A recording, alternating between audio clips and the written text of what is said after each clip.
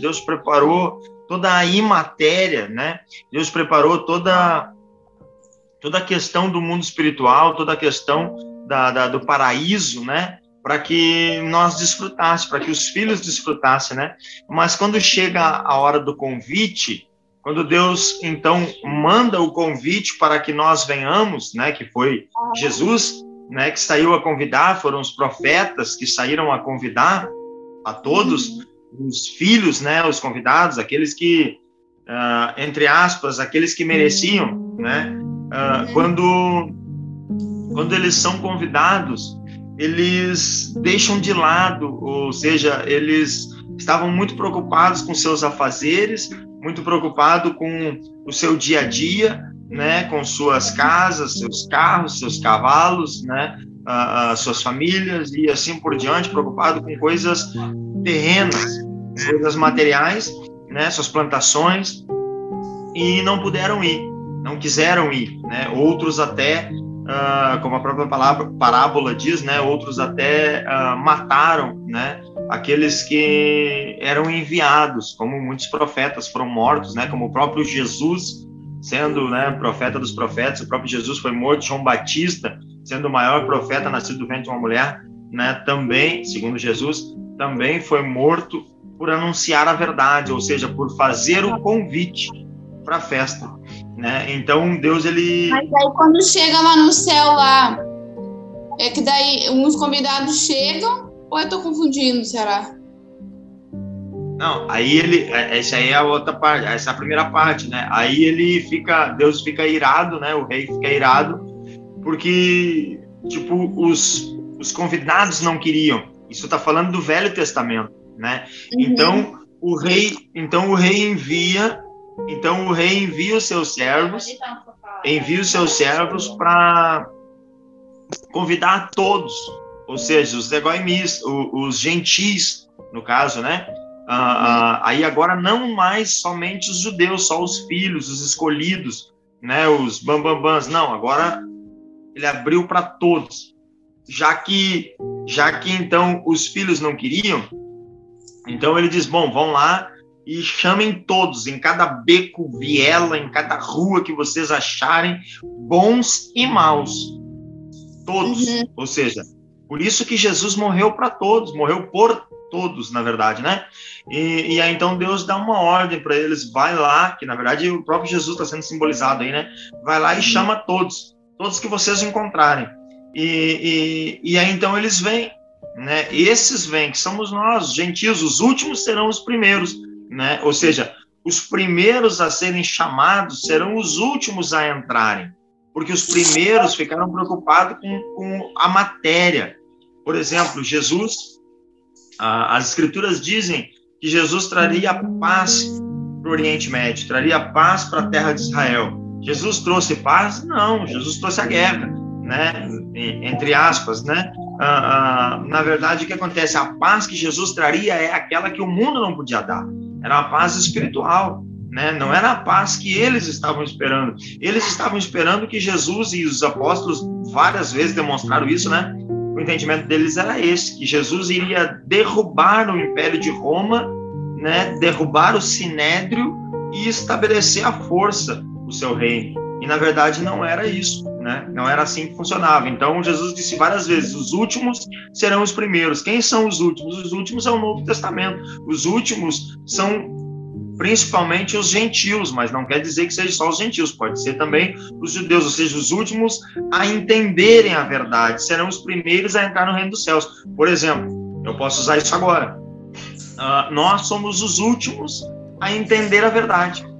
Entendeu? Por que durante 2000 anos ninguém desvendou o que nós estamos desvendando agora? Por quê? Porque os últimos serão os primeiros. Nós entraremos ainda com vida. Eu creio que nós entraremos ainda com vida no reino dos céus, ou seja, metáfora, né? Entraremos ainda com vida no milênio, reinar junto com Jesus por 1000 anos. Por quê? Porque nós somos os últimos a entender a verdade. Entendeu? Os últimos serão os primeiros. E os primeiros a entender serão os últimos a entrar, porque serão ressurretos no dia do juízo, né? Ao longo do juízo. Serão ressuscitados ao longo do juízo, né? Então, entrarão por último. Vão entrar? Vão, mas por último, entendeu? O sentido é mais ou menos esse. Pastor, mas então aquela parábola da veste que entra, então não, acho que não é essa, né? Aquela que entra com as vestes e quem não tiver a veste. Sim, é essa mesmo. Aí a questão é que quando um rei, aí é cultural, né? Culture. Quando um rei, quando ele ia dar uma festa, né? Quando ele ia dar uma festa, ele não queria, nunca, até hoje, né? Basicamente, em Israel, quando um rei ia dar uma festa, ele não queria que as pessoas fossem desleixadas, que as pessoas fossem com qualquer roupa. Então, o rei dava a roupa para as pessoas, entendeu? Ele mesmo dava a roupa para os convidados, para que os convidados todos estivessem de acordo, né, com o patamar dele, né, com o patamar do rei, para que ele não fosse envergonhado com convidados com roupas feias e coisa e tal. Então, todos tinham vestes, não tinha desculpa. Se tivesse 1000 convidados, o rei mandava antecipadamente fazer 1000 vestes, né? Até Jesus faz uma alusão a isso, né? Lá em Apocalipse, ele diz: eu sugiro que compres de mim vestes novas para que cubram a sua nudez, porque nus está perante mim, né? Então é uma questão assim. Aí esses convidados, mesmo que eles não eram os convidados originais, claro, mas eles tinham vestes. Eles tinham a veste apropriada para estar no casamento. Só que, quando eles vão, como é uma parábola, como é uma alusão que Jesus está fazendo, né? Como é uma historinha para criança, para a gente entender como é que é o reino, como é que vai funcionar a entrada no reino. Então, nesse ponto, entra né? Porque ele está simbolizando uma minoria, não quer dizer que seja uma pessoa, mas é uma minoria, entendeu? É uma minoria dentre todos, né? Então, uma minoria vai entrar de qualquer jeito, vai entrar sem vestes, entendeu? Sem a veste adequada. Jesus fala no João 10 sobre aquele que pula o muro, aquele que não entra pela porta, que aí os pastores estufam o peito, né? O ladrão vem senão a roubar, matar e destruir, e ele vai...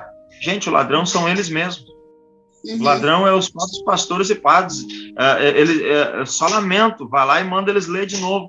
Manda eles ler João 9 e João 10, tem que ler na sequência. Lê o João 9, João 10 e Lucas 16, né? E aí eles vão entender. Aí eles vão entender quem é a ovelha perdida, eles vão entender que a ovelha perdida é o jovem cego que os próprios pastores expulsaram da igreja. Aí eles vão entender, né? Aí os fiéis vão começar a entender que Jesus só vai ao encontro deles quando eles forem expulsos da igreja. Enquanto ele estiver lá dentro daquele aprisco, né? Dentro daquele aprisco, Jesus não vai ao encontro deles. Um dia eu botei lá, eu lembro que até comentaram, né? Eu botei lá, né? Fala pro povo aí que Jesus só vai ao teu encontro quando tu for expulso da tua igreja, da tua sinagoga, né? Do teu tabernáculo. Enquanto tu continuar congregando aí, né? Nesse aprisco, Jesus não vai estar ao teu lado, Jesus não vai ao teu encontro, porque ele deixa as 99 e vai ao encontro da ovelha perdida, né? Ele foi lá, curou o jovem cego de nascença. E o jovem cego foi, e depois ele foi embora. E o jovem cego foi levado pelo Sinédrio, diante do Sinédrio, para ser interrogado. E ele foi forçado a mentir, que ele não era cego. Mas ele não cedeu, ele não mentiu. Ele disse: não, eu nasci cego e pronto, ponto final.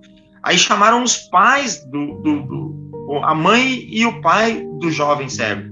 E coagiram eles a mentir, né, a negar, a dizer que o jovem não era cego, né, que era uma farsa. E eles disseram: bom, quem curou eu não sei, nós não estava lá, nós não sabemos, mas que ele nasceu cego, e isso nós afirmamos, não tem como mentir, ele nasceu cego, né, que é o nosso filho, agora como é que ele foi curado nós não sabemos, quem curou nós não sabemos, né.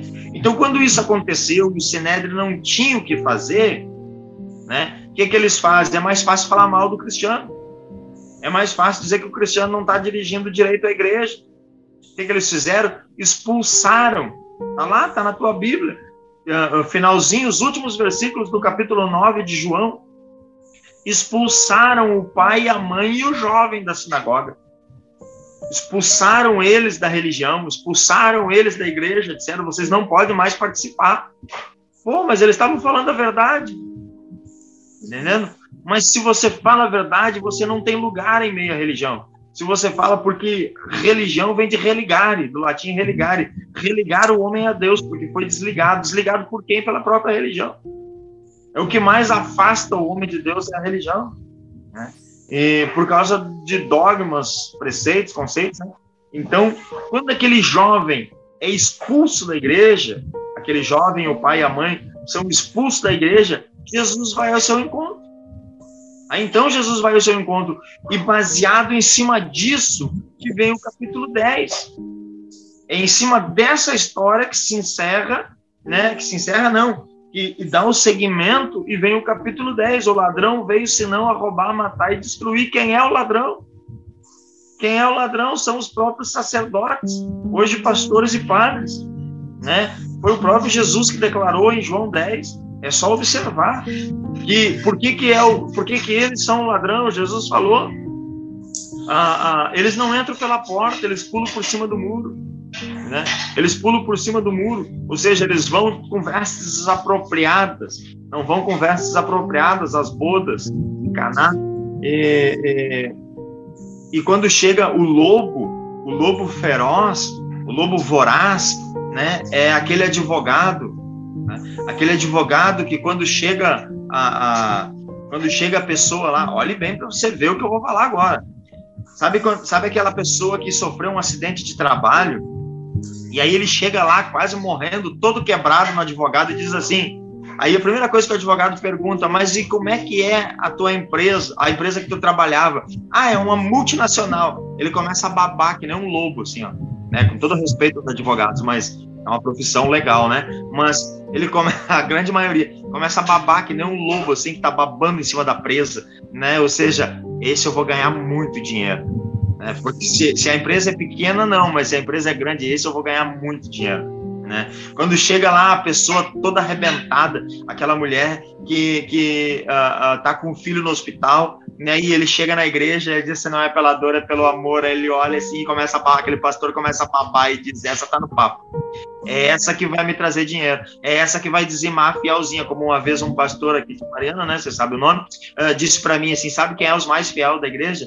São os assalariados. São aqueles que ganham um pouquinho, porque chegam a salivar em cima dessas pessoas. Infelizmente. Por quê? Porque ganham eles na ignorância, ganham eles na falta de conhecimento, na falta de entendimento. Mas quando o bicho pega, né? Quando o bicho pega, quando a coisa acontece mesmo, eles fogem. É isso que está em João 10. É isso que está em João 10. Os falsos pastores, aqueles que fogem, abandonam as suas ovelhas. Quando eles veem a coisa feia, eles abandonam as suas ovelhas. Por quê? Porque nunca foram pastores. Eles nunca deixaram nada pelas ovelhas. Eles só vêm a nós. É só aqui, ó. É só aqui, ó. Só vem. Mas quando tem que tirar, tirar não. Entendeu? Então, esses aí nunca deixaram as 99 para ir atrás de uma perdida. Então, porque nunca entenderam o que é uma perdida. Acho que uma perdida é buscar uma ovelha que está lá, né? E não quer vir para a igreja, uma ovelha rebelde que não quer vir para a igreja, não. A ovelha perdida é aquela que foi rejeitada pela igreja. Quem é a ovelha perdida? A ovelha perdida era o samaritano, era o homem que o bom samaritano ajudou, né? O samaritano era a ovelha perdida, porque o samaritano era o desprezado, era aquele que não era digno de adorar a Deus, mas foi ele que ajudou o homem que tinha sido assaltado. Então, esse é a ovelha perdida, né?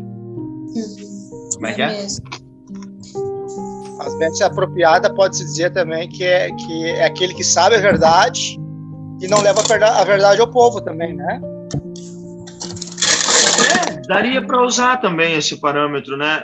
No caso, a veste desapropriada, né? No caso, que está sem veste, né? Não está com a veste. Tem pastores que sabem, né? Como tu disse, sabem a verdade, mas vão lá enrolando o povinho para... Exatamente, né? Exatamente.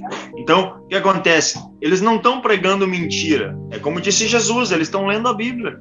E a Bíblia é verdade.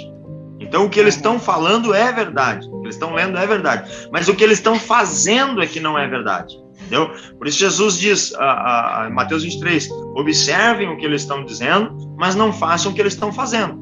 Né? Porque eles estão usando a Bíblia para enrolar o povo, para manter o povo no medo. Né? E isso está errado, entendeu? Então, o que acontece? Eles vão entrar, mas no período de 1000 anos, no período do milênio, eles serão lançados fora, serão jogados fora. Por quê? Porque não tem como eles permanecer lá dentro. A santidade não deixa. Quer ver, Rebeca? Olha outra passagem, né? Só tem um evangelho que conta essa passagem. Jesus se assenta no barco, né? Jesus fala do pescador que se assenta no barco, e ele lança a rede, e ele puxa a rede cheia de peixe. Ele puxou para dentro do barco a rede cheia de peixe, ou seja, é a mesma coisa, tá falando, é a mesma alegoria, tá falando da mesma coisa. Os peixes todos entraram no barco, entendeu? Bons e maus, assim como a parábola do rei, bons e maus entraram no barco. O que ele fez? Aí o pescador se assentou, os peixes bons ele botava no cesto, permanecia no reino, mas os peixes maus ele jogava fora, entendeu? Permanecia no reino e jogava fora. Os peixes maus ele jogava fora do barco. Os peixes bons permaneciam. O que aconteceu na parábola do rei? O que aconteceu com aquele que estava assim? Só fala de um, mas na verdade não é uma pessoa. É uma porcentagem, é uma quantia, no caso, né? Bem pequena. O que aconteceu com essas pessoas? Com aquela pessoa, ela foi maniotada, ou seja, ela foi algemada, amarrada e lançada no abismo, entendeu? Ou seja, foi tirada fora. Um grande problema, né, para entender tudo isso, é que as pessoas confundem o reino. Jesus diz assim, é chegado o meu reino. Anuncie que está chegando, anuncie que já chegou, anuncie que é chegado o reino. É chegado o reino, é chegado o reino, é chegado o reino. O meu reino não é deste mundo, meu reino não é deste mundo. E de fato, o que as pessoas não conseguem entender é que eles acham que o reino é o paraíso. Eles acham que o reino é a eternidade. E o reino não é a eternidade. O reino é por uma eternidade. Tá entendendo? É aqui que está a confusão. O reino, ele se dá por uma eternidade. E não é toda a existência. O reino, ele terá um tempo. Ele tem um tempo determinado para existir, para acontecer. Ou seja, o reino é a 7ª dispensação. É a dispensação de tudo estar pronto, né? Como nós estamos falando agora, os 7 dias, né? Em 6 dias Deus criou tudo e no 7º ele descansou. Não, Deus não descansou, né? Ele completou, né? Jesus diz, meu Pai trabalha até hoje e eu trabalho também, ou seja, no sábado, porque no sábado, né? O 7º dia, o milênio, né? Inocência, consciência, governo humano, patriarcal, lei, graça e milênio. No milênio vai ser o período de 1000 anos, ou aproximadamente, segundo os cabalistas dizem que, e judeus ultra-ortodoxos dizem que pode ser 400 anos, que existem livros, né, livros que não foram introduzidos na Bíblia, mas segundo, na verdade, assim, né, não foram introduzidos pela Igreja Católica, né, porque a Bíblia que nós temos na mão hoje, ela foi montada pela Igreja Católica, lá no 3º século, né? Mas existiu muito mais, tem muito mais livro do que esses que a gente conhece. E aí, então, muitos judeus usam, né? E muitos rabinos entendem, reconhecem, por esses livros reconhecem que o período de 1000 anos não vai ser 1000 anos, ele vai ser 400... mais ou menos 400 anos, mas não importa, boa noite, Aline, mas não importa se é 400 ou se é 1000, né, isso aí não faz diferença, para nós vai ser uma alegria tão grande estar lá que não vai nem, né, quando às vezes já vai ter passado rapidamente, né, e a questão, assim, fundamental que tem que se entender é isso, que as pessoas confundem, as pessoas acham assim, ó, que Jesus vai voltar, e agora quando Jesus voltar é só alegria, nós vamos estar no paraíso e coisa e tal, e bababá, e não vai acontecer mais nada. Não, gente, não é assim. Primeiro nós passamos pelo milênio, primeiro nós passamos pelo reino de Jesus, aonde ele vai reinar com vara de ferro, aonde ele vai mostrar como é que se reina, entendeu? Por isso que muitas vezes as pessoas confundem, né, a questão de enxergar lá Apocalipse 22, enxergar lá como é que é o paraíso, né, e um pouco antes ver o reino, e aí fica naquela, e aí vai ter isso, vai ter aquilo, e vai ter não sei o quê, e vai ser não sei o que mais. Não, por exemplo, quando nós entrar no milênio nós teremos a nossa idade. O tempo, hoje eu explicava para a Aline até a questão do tempo, né? O tempo não vai correr conforme ele corre hoje. Não vai correr conforme ele corre hoje. Por exemplo, hoje a gente acorda de manhã, quando vê já está de noite. Né? Sim. Lá no milênio não vai ser assim. Por isso, talvez que eles interpretam que vai ser 400 anos ao invés de 1000, por causa dessa redução de tempo. Na verdade, redução não, é desaceleração do ciclo e cíclico. Isso aí nós vamos ter que aprender mais na frente, né? Que é ciclo e encíclico, né? Que é os movimentos, né, do tempo. Isso nós vamos ter que aprender mais na frente. Se nós chegar lá, nos profetas e coisa e tal, nas rodas, vocês vão começar a entender essa parte, né? Então, o tempo será desacelerado, assim como era desacelerado antes do dilúvio, entendeu? Por isso, Zacarias diz, né, que nós seremos, que ainda terá jovens e idosos sentados nas praças de Jerusalém, né, de Jerusalém. Por exemplo, aqui está a diferença. No paraíso não existirá Jerusalém, tá entendendo? No paraíso não vai existir Jerusalém. Jerusalém vai existir no período de 1000 anos, né? No período cabalístico de 1000 anos, no período do milênio, né? Ali sim vai ter Jerusalém, não vai ter templo, porque o Senhor será o nosso templo, né? E assim por diante. Mas no paraíso não, no paraíso daí é totalmente diferente. Depois dos 1000 anos, quando nós entrarmos no paraíso, aí todos nós teremos 33, todos nós teremos 33 anos, seja pequeno ou grande, 33 anos. Nós teremos 33 anos por toda a eternidade. Por isso Jesus veio, né, e glorificou o seu corpo com 33 anos, né? Vou ter idade, então. Os que entrarem depois vão diminuir, os que entrarem antes vão aumentar. Ô, pastor. Vou ter a idade de vocês, então. Aham. Então, pastor, olha só, depois, então no milênio, né, Jesus vai reinar. Aí depois não vai mais existir nada de demônios, essas coisas, tudo vai ser exterminado, né? Nada disso. Outra coisa, né? A parábola do rei é outro entendimento, quer ver? Existia demônio na parábola do rei? Não, né? Existia bons e maus. Existia o homem sem a roupa, né? A roupa nupcial, sem a roupa adequada para o casamento, né? Branco. Entrou uma mensagem do Mercado Livre aqui. Existia. Não vai ter. Não entendi. Não, eu tô falando, né? Só uma brincadeira mesmo. Que como eu mudo cor de cabelo toda hora, né? Aí eu fiz uma brincadeira que cor de cabelo eu vou ter aos 33 anos, então. Vai ser branco, Aline. Só faz, eu já fiz isso também, de pintar o cabelo toda hora. E veja que, assim, no Apocalipse fala, né, que no final do milênio, durante o milênio, também não vai haver demônio. Mas no final do milênio, ele será solto. Sim. Satanás será solto. Para quê? Para crivar o mundo de novo. Entendeu? A última peneira, para ver quem cai e quem fica, entendeu? A última vez. Tu vê, ali tem o reinado de Jesus no milênio ainda. O pastor tá falando? Ali, exatamente, no reinado de Jesus no milênio. Está no final de Apocalipse 21, se não me falha a ideia. É o terceiro começo, grupo, né? No final, no começo, né? É o terceiro grupo, daí seria, né? Ele vai vir para crivar o segundo e o terceiro grupo, né?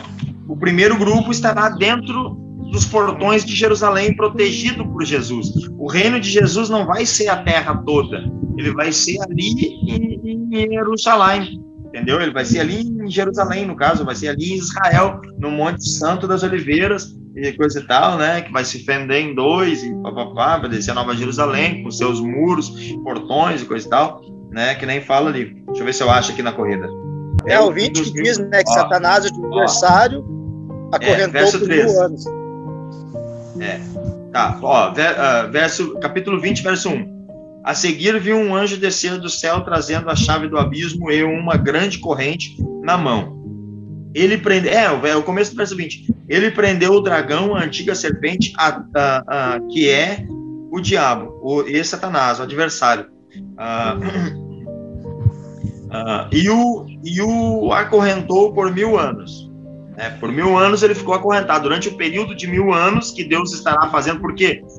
Porque durante esse período, né, que pode ser 400 anos, né, que mas enfim, é a 7ª dispensação, é o sábado, é o 7º dia, né, o dia que supostamente Deus descansou. Olha aqui, tá vendo Deus descansar? Pois é, esse será o período do julgamento. Na verdade, o julgamento não vai acontecer num dia, ele vai acontecer durante esses 1000 anos. Então, para não atrapalhar, né, o julgamento dos mortos, daqueles que já haviam morrido, né, os santos estarão julgando junto com Jesus. Na verdade, como eu já falei um tempo atrás, né, e vamos explicar em outra hora aí, melhor, nem vai ser Jesus quem vai julgar, serão os santos que irão julgar, serão aqueles justos, né, encontrados justos, que estarão com Jesus na Nova Jerusalém, que vão ser os que vão julgar.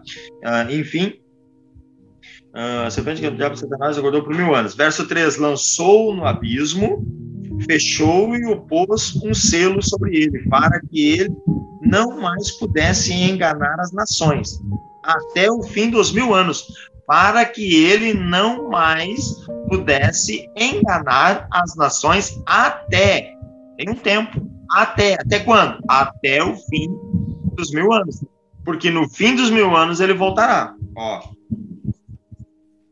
dos 1000 anos. Depois disso, ele deverá ser solto por um pouco de tempo,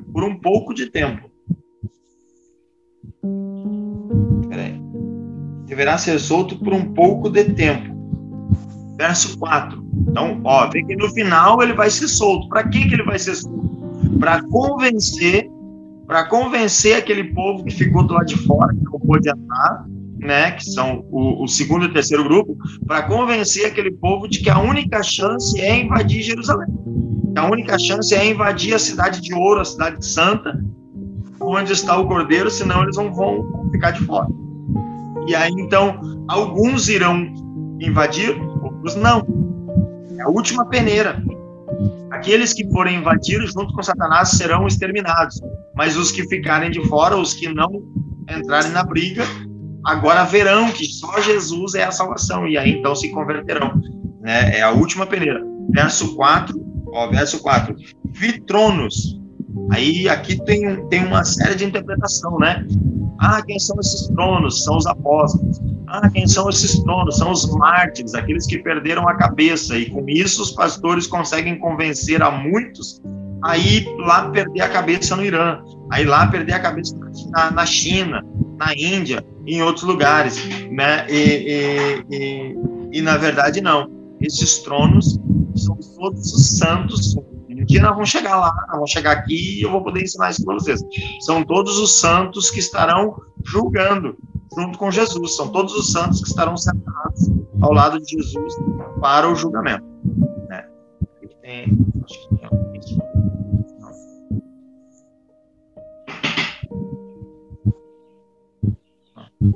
Parece que tinha alguém, alguma coisa. Tá. Vi tronos, e aqueles sentados sobre os tronos receberam autoridade para julgar. E os que estavam assentados nos tronos receberam autoridade para julgar. Vi a alma dos que foram decapitados por testemunharem a respeito de Jesus. Viu almas, João viu almas daqueles que foram decapitados, mas os tronos são aqueles que levaram a autoridade. Pode ser também os que foram decapitados, mas também são os santos, os justos, né? É a proclamação da palavra de Deus. Também os que não tinham adorado a besta, nem sua imagem, e não tinham recebido sua marca na testa, nem nas mãos. Eles voltaram à vida e reinaram com o Messias durante 1000 anos. Tem para mim também? E voltaram para reinar durante 1000 anos. Ou seja, durante 1000 anos, eles estavam ali julgando, dia após dia, um após um. Todos serão julgados, um por um. Um por um. Todos. Deus de Adão, Abel, Caim, todos serão julgados, um por um, diante do trono, diante de todos os tronos, né? Diante de todos os justos. Todos eles passarão diante de todos os justos. Não terá um que vai escapar, entendeu? Todos vão passar.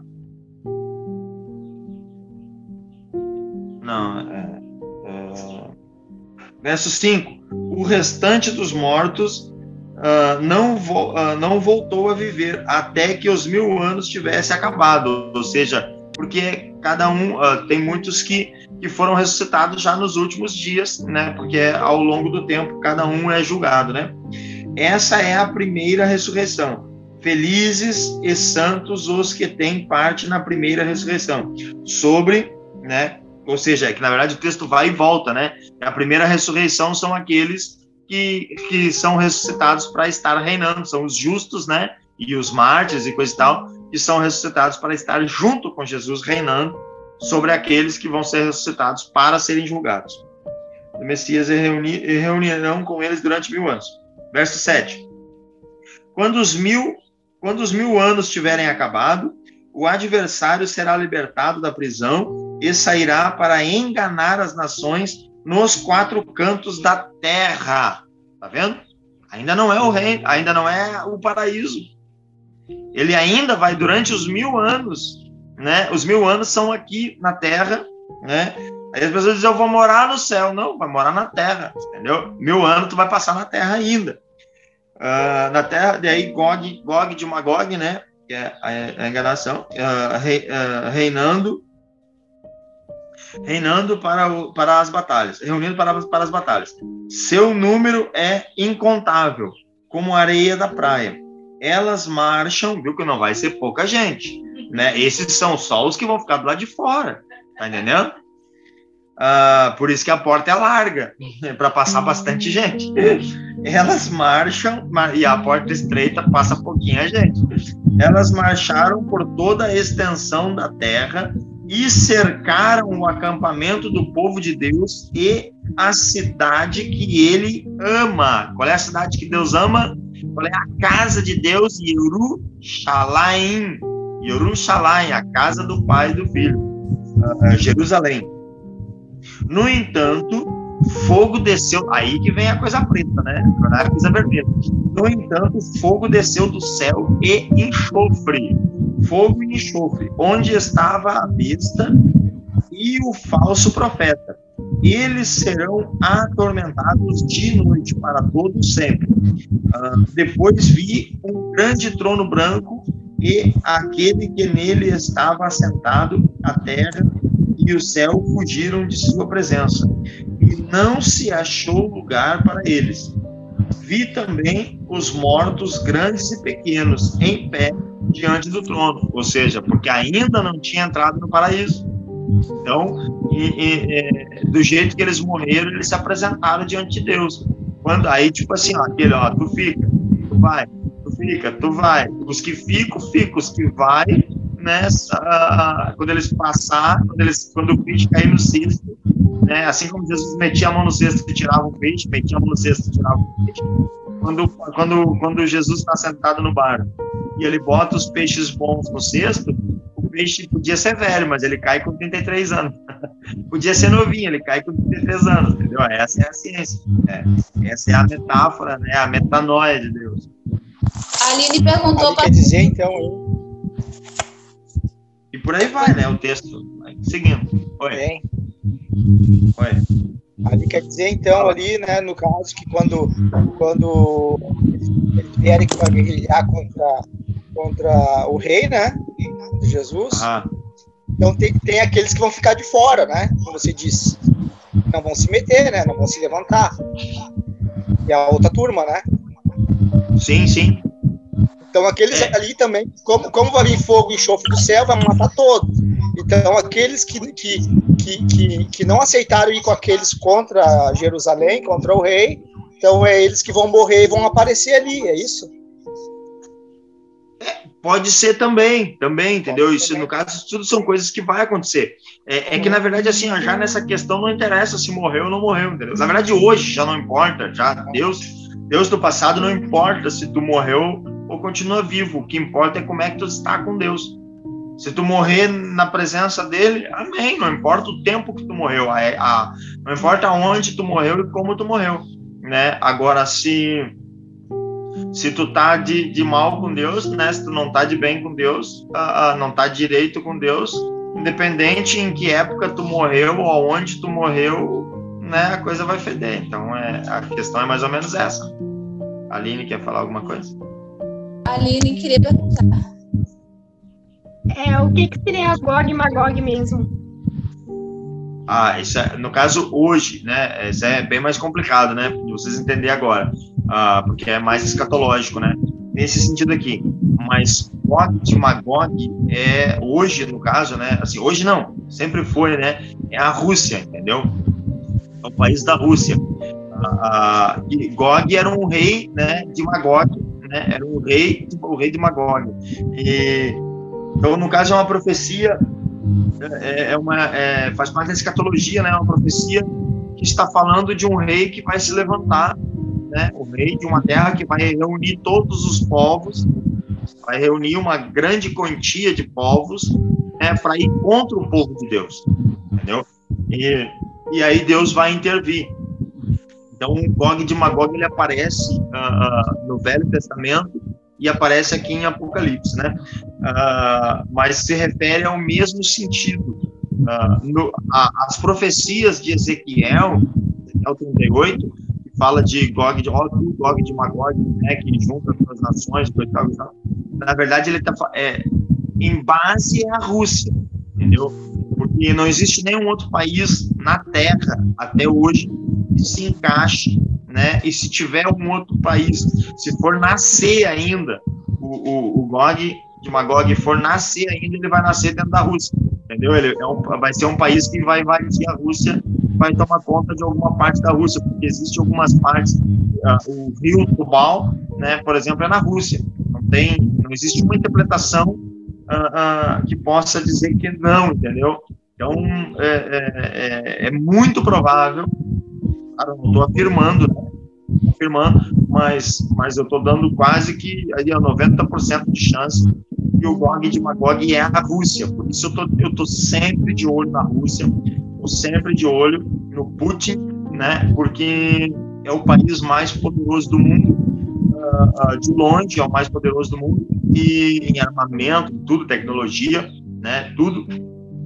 E quando a Rússia se levantar, é o tempo do fim, entendeu? Então vocês podem saber que quando a Rússia se levantar, é o tempo do fim. Mas tem um outro detalhe. O Gog de Magog, na verdade, o Gog não é basicamente somente a Rússia, é o Estado Islã, entendeu? É o islamismo, né? O Gog de Magog é o islamismo. Por que é o islamismo, né? Só que a Rússia hoje é 80% Islã. Hoje os países ali do Oriente Médio só tem Israel, né? Sionismo. O resto é tudo Islã. O Egito é Islã, a Síria é Islã, né? Tudo na volta ali é Islã, entendeu? Basicamente é quase que só Israel, né? Quase que só Israel, Estados Unidos, até a Índia é Islã hoje. Ainda que tem lá o hinduísmo, tem outras coisas, mas a grande maioria, né, na verdade, é Islã, entendeu? Tipo assim, se estourar uma guerra, a próxima guerra que tá para estourar, ela não vai ser uma guerra por países, ela vai ser uma guerra de religiões, né? Ela vai ser tipo o cristianismo junto com o judaísmo contra o islamismo, entendeu? Vai ser o sol e a lua contra as estrelas, Essa vai ser a guerra, o Sol e a Lua contra a estrela. A estrela, o islamismo, o Sol e a Lua, o judaísmo e o cristianismo, né? As três mais poderosas, as três religiões mais poderosas do planeta, do mundo, né? Islamismo, cristianismo e judaísmo. E o judaísmo e o cristianismo é Jerusalém e Judá. São as duas varas que no final vão se unir. Falei agora, botei na comunidade, botei na escola, né, se eu não me engano, há poucos dias, sobre... Só que eu não cheguei a falar muito sobre isso, mas a questão ali de Benny Gantz, né, Benny Gantz, Benjamin Netanyahu e o próximo ministro, que é o... Esqueci o nome dele agora, é um nome bem complicado, se confunde os nomes, né, tudo. Eu esqueci o nome dele agora, que é Lapid, Jair Lapid, né, que vai ser o próximo ministro de Israel, e até o presidente de Israel, que eu não lembro o nome agora, é bem complicado o nome dele, até ele, estava todo mundo reunido, né, e o Benny Gantz ainda falou, né, que Israel ele deixou bem claro que Israel é o único país que protege, o único país do Oriente Médio, né, que mais protege os cristãos. Então, é mentira dos pastores